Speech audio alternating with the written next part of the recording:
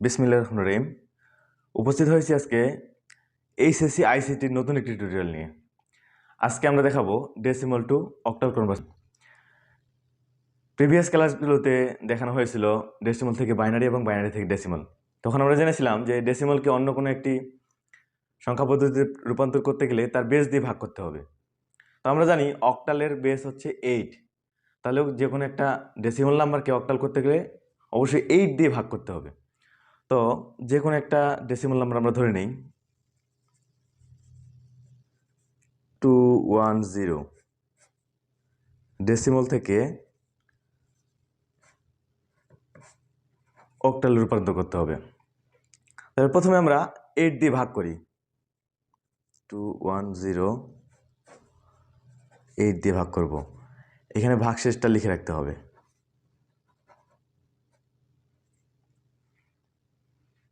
তো আমরা রাফ করি।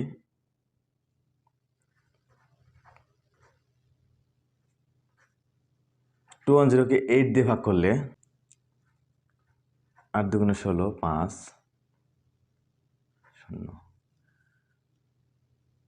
0 48 বিয়োগ 2, তাহলে 26 পূর্ণ সংখ্যা এবং অবশিষ্ট 2।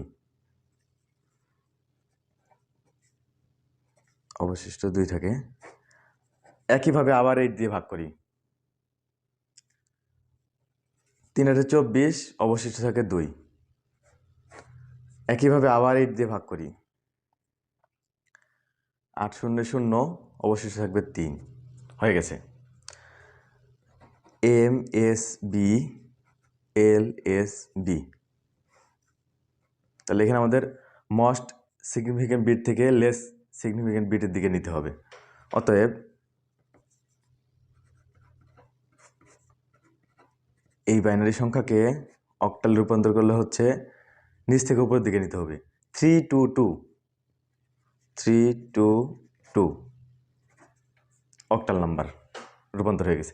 এখন আমরা রেডিক্স পয়েন্ট যুক্ত বা ডেসিমাল পয়েন্ট যুক্ত একটা সংখ্যা নেব। ধরে নিলাম 25, ধরে নিলাম 25.52। এই সংখ্যাকে আমরা, এই ডেসিমাল সংখ্যাকে আমরা অক্টাল করব। তো আগের মতোই ডেসিমালকে যখন আমরা বাইনারিতে করি তখন যেমন রেডিক্স পয়েন্টের পূর্ণ অংশটাকে আমরা ভাগ করছিলাম আর পরের অংশটাকে গুণ করছিলাম, ঠিক একইভাবে আমরা এখানেও সামনের অংশটাকে ভাগ করে পরের অংশটাকে গুণ করব। কি দিয়ে গুণ করব? অক্টালের বেস দিয়ে গুণ করব। তাহলে প্রথমে 25, এটারকে আমরা 8 দিয়ে ভাগ করি। 3 8 24, 1 25, খুব সহজ। আবার একইভাবে 8 দিয়ে ভাগ করি। 8 0 0 থাকে 3।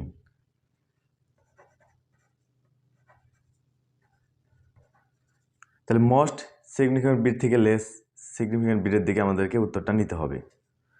বাকি অবশিষ্ট অংশ অর্থাৎ দশমিকের পরের অংশ, এটাকে গুণ করতে হবে। 0.52, প্রথমে 8 দিয়ে গুণ করি। এটাকে 8 দিয়ে গুণ করলে হবে 1.4।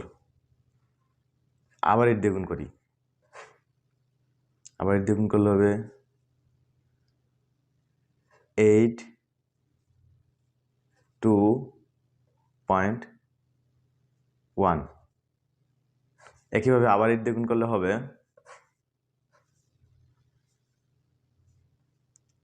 4.2.2। মোটামুটি 3 দশমিক পর্যন্ত নিলাম, আর নিচ্ছি না। অতএব 25.52 ডেসিমাল নাম্বারের অক্টাল ফর্ম হবে। তাহলে দশমিকের সামনে পূর্ণ অংশ থেকে আমরা পেয়ে গেছি 31। দশমিকের পরে অংশ পেয়ে গেলাম। এটা আবার MSB উপরে এবং LSB নিচে, অর্থাৎ উপর থেকে নিচের দিকে মানটা নিতে হবে। 412 পয়েন্ট ডট ডট ডট নিতে পারি, অর্থাৎ আরও করলে আরেকটু হতো। তো আশা করি সবাই বুঝতে পারছো। আজকে আমরা শিখলাম ডেসিমাল থেকে কীভাবে অক্টাল করতে হবে। 1 মিনিটে আবার একটা প্রিভিউ দেই। আমরা জানি যে ডেসিমালকে অক্টালে পরিণত করলে 8 দিয়ে ভাগ করতে হয়। প্রথমে 8 দিয়ে ভাগ করলে ছোট একটা সংখ্যা আমরা প্র্যাকটিস করছি, পরবর্তীতে 25.52কে আমরা একইভাবে ভেঙে ভেঙে করে ফেলছি। দশমিকের পূর্বের অংশকে আমরা 8 দিয়ে ভাগ করছি এবং দশমিকের পরের অংশকে 8 দিয়ে গুণ করছি, এবং দশমিক পূর্ণ অংশকে এমএসবি থেকে এলএসবি নিচ থেকে উপরের দিকে নিতে হয়, আর ফ্র্যাকশন অংশটা অর্থাৎ দশমিকের পরের অংশটা উপর থেকে নিচের দিকে নিতে হয়।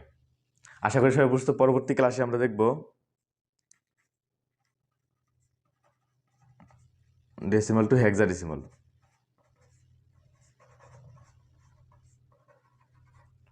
ততক্ষণ সবাই সাথে থাকবেন। ধন্যবাদ সবাইকে।